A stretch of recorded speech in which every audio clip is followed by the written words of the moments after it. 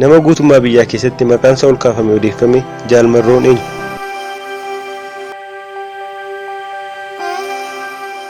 Uummata isaaf jedhee barumsa isaa dhiisee bosona filate. Maqaan isaas akkuma bifa isaa bareeda Jaal Marroo. Garuu maatiin isaa yeroo dhalate maqaa isaan baasanii fi Kumsaa Dirribaa ture. Inni garuu lammii isaaf jedhee qorra filatee bilisummaa barbaacha gaafa bosona seene maqaan isaa Jaal Marroo jedhame. Jaal Marroon akkuma qabsaa'ota kaanii Itoophiyaa keessatti garee tokkoon akka bilisa baasuuf qabsaa'utti yoo deeggaramu, garee kaaniin immoo akka shororkeessaatti ilaalama. Kaan qabsaa'aa mirga dhala namaati jedhuun, kaan immoo Boko Haram Itoophiyaati jedhuun.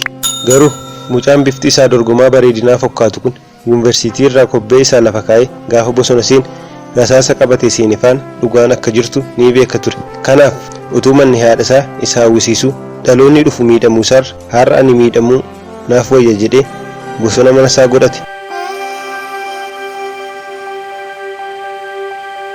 Waggaa 16 kana Jaal Marroon akkamittiin qabsootti dabalame?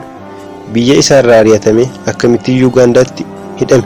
Guyyoota muraasaan dura mootummaan neetworkii cufee waraanuuf yoo yaaleyyuu homtuu hin taane warri dhufanis akkuma dhufaniin dhadhaa abidda buute ta'aniiru. Maqalee deemeera kan jedhamus sobaa ani asuma buna wallaggaa jalan ture jedhee hamma BBC Afaan Oromootti ibsa inni kenneetti qabannee dhiyaanneerra.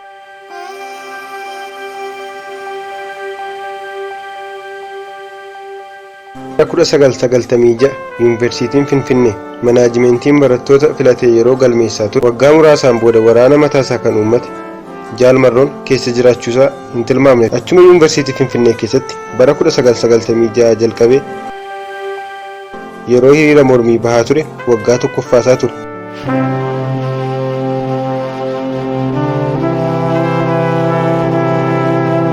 Haala kanaan itti fufee bara 1998 uummata Oromoon gaggeeffamaa kan ture fincila diddaa gabrummaa hordofuun yeroo mootummaan hidhaa ture Jaal Marroon Yuunivarsiitii Finfinnee nagaatti jechuun gara Booranaatti fuula isaa naanneffatee deemsa jalqabe.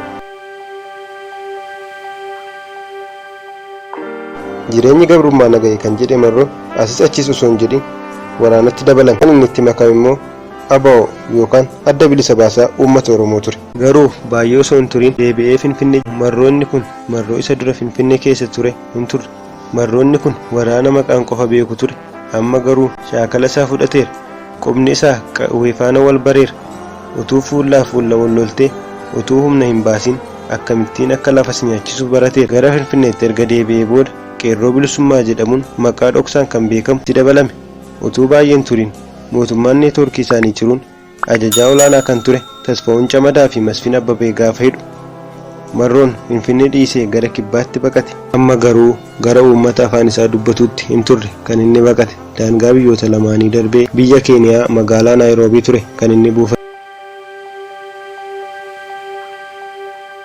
Achi garuu baay'ee osoo hin turin waamicha ABO'n godheefin gara Booranaatti deebi'e. Amma garuu ifatti waraana ABO'tti dabalame. Akka kanaatti ture Jaal Marroon ammaa kana late. Bara 2001 kan uumame waldhabdee keessa ABO'n gaafa hiramu Jeneraal Kamaal Galchuun kan hoogganamu karaa kibbaa waraana ABO turan faana wal arge. Garuu waraana guddaa mootummaan godheen waraanni achiin jiru mo'ame. Jaal Marroonis Ugaandaatti baqate. Mootummaan Itoophiyaa Ugaandaan Jaal Marroo dabarsitee akka kennituuf yaalii isheen goote hin milkoofneef. Seera Ugaandaan murtoon itti murtaa'ee waggaa tokkoof ji'a 6 hidhamee mootummaan Ugaandaas balbala mana hidhaa banee hidhaa keetu murteettaa gara barbaaddetti deemi gaafa jedhuun Marroon biyya isaatii ala iddoo hojjete biyya sadaffaa gara Eertiraatti deeme. Yeroo sana egaa Abiyyifaas hin dhufne, araaras hin taane, noobeelis hin karoorfamne. Mootummaa Itoophiyaa kan morme Eertiraan baga nagaan dhufte jettee simachaa kan turte. Marroonis erga gara Eertiraa deemee qilleensa nagaa hafuura baafachaa achi kan turan hooggantoota warra ABO faana wal arge. Yeroon achi ture biyya keessatti rakkoon guddaa uumame. Yeroo san ajajaa karaa dhiyaa fi koomaandera kan turan amma muummicha ministeeraa kan ta'e Dr. Abiy mootummaa irraa fuudhee ragaa laachaafi ture kan jedhamu Laggasaa Wagii ajjeefame. Waraannafis manca'an. Taateen kun garuu Marroof karaa biyya ergi bahee rakkachaa fi hidhamaa kan ture Marroo. Yeroo sana Eertiraa kan turan hooggantoonni ABO akka inni gara lixa Oromiyaa deemu ajajan. Innis sagalee isaa balleessee ajajatti kenname baate gara Wallaggaatti deebi'e. yeroo inni Wallagga ga'ee hojii isaa jalqabu dargaggoonni baay'een atumti nu leenjisii nu hidhachiisi malee si faana hiriirura jechuun gara isaatti akka fiigan kan godhan taateewwan lama laal. Tokko bara 2012 mormii Oromiyaa keessatti ka'e yoo ta'u dargaggoota baay'ee filachuun miseensa ABO akka dabalu godheera. Kan biraa immoo kabaja ayyaana Irreechaa irratti kan uumame dargaggoota meeshaa milishaa gandaa warra jedhaman irraa saamuun dargaggoonni naannichaa gara ABO'tti dabalaman. 2016 ABO'n godinoota Wallaggaa arfan keessaa aanota baay'ee dursummaa Jaalmarrootiin to'ate gandoota baadiyyaa bulchaa ture. Dr. Abiyyi gara aangootti erga dhufee booda naannoo sana humni mootummaa jiru dadhabe. Haala mijataa kanaan fayyadamee ABO'n godinoota karaa lixaa jiran to'ate. Eegaa kana booda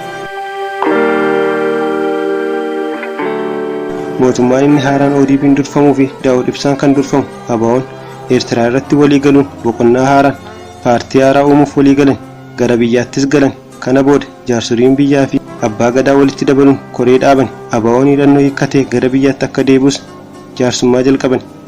Jaarsummaa kanaan miseensota ABO hidhatanii turan keessa hiikkatanii galan. Jaalmarroon garuu qofaa koo hafeen qabsaa'aa malee meeshaa koo lafa hin kaa'u jedhee ejjennoo isaa hin jijjiiramne dhageesse. Sooshaal miidiyaa irratti viidiyoo isaatii tokko oliin kan dhageessise Marroon tasuma ODP akka hin amanne meeshaa hiikkadhaa yoo jedhamtanis akka hin hiikkanne jedhee miseensota ABO'f dabarse. Koree araaraa kan jedhame anaan qaamaan na argee na haasofsiisuu eeyyamamaa miti. Isaan fedhiin isaanii waraana koo tokko tokkoon hiikkachiisuudha jedhee dubbate. Itti dabalees isaan waraanicha mancaasuuf socho'aa kan jiran jedhee himate. Dursaan ABO kan ta'an Daawud Ibsaan koree araaraa deeggaruun waraanni ABO waamicha godhamee fi fudhachuun gara bakka qophaa'eefitti akka deeman ergaa dabarsuun isaanii ni yaadatama. Jaalmarroon hooggantoota keef ni ajajamtamoo hin ajajamtu jedhamee gaaffii gaafatameef yoo deebisu akkas jedhe. Hooggantoonni koo waan isaan jedhan ABO'n kanuma keessan dhaqaatii mariisa waan isaan siniin jedhanis dhagaa jedhe. Itti dabalees gaafa dubbatu ani wantoota faayidaa qaban irratti mari'anna jedhe malee propagandaan poolitikaa bu'aa hin qabu. Uummanni Oromoos cunqurfamuu hin qabu jedhaa jedhe. Isaan garuu miseensota waraanaa keenyatti bilbiluun tokko tokkoon hojii waraana diiguu hojjechaa jiru jechuun waraanicha diiguuf hojii hojjetamaa jiru irratti dheekkamsa isaa dhageessise. Yeroo kana rakkinni jiru furmaata hin arganne jedhee kan amanu Marroon amma kan isaan hiikkachiisan dhibbarraa harka 5 hin ta'u harki 95 ammayyuu hidhatanii jiru jechuun dubbata.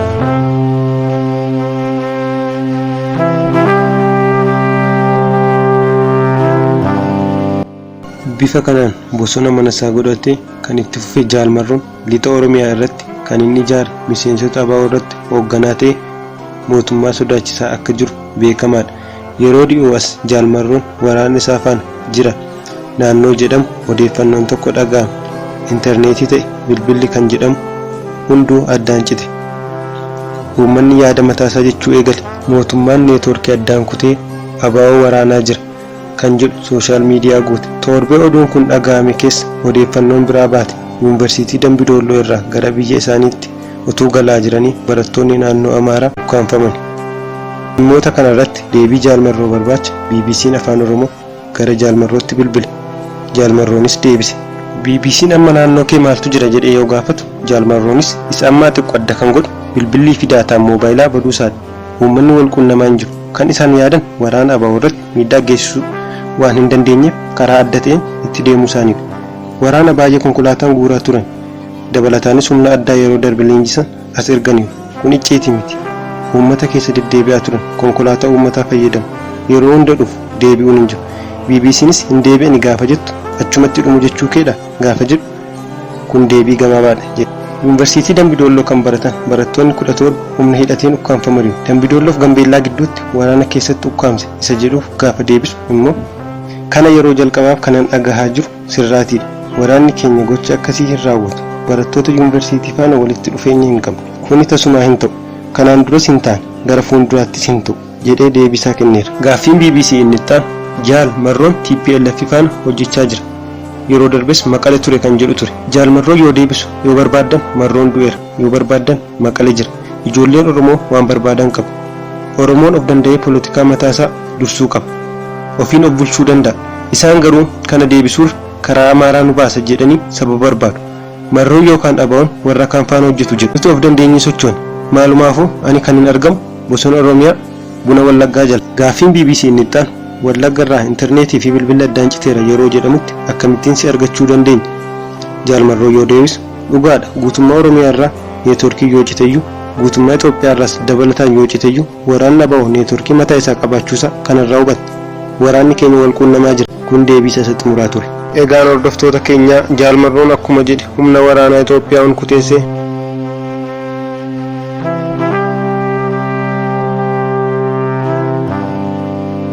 chaanaalii keenya waliin waan jedhu subscribe gochuun maatii keenya ta'a. Odeeffannoowwan haaraa argadhaa.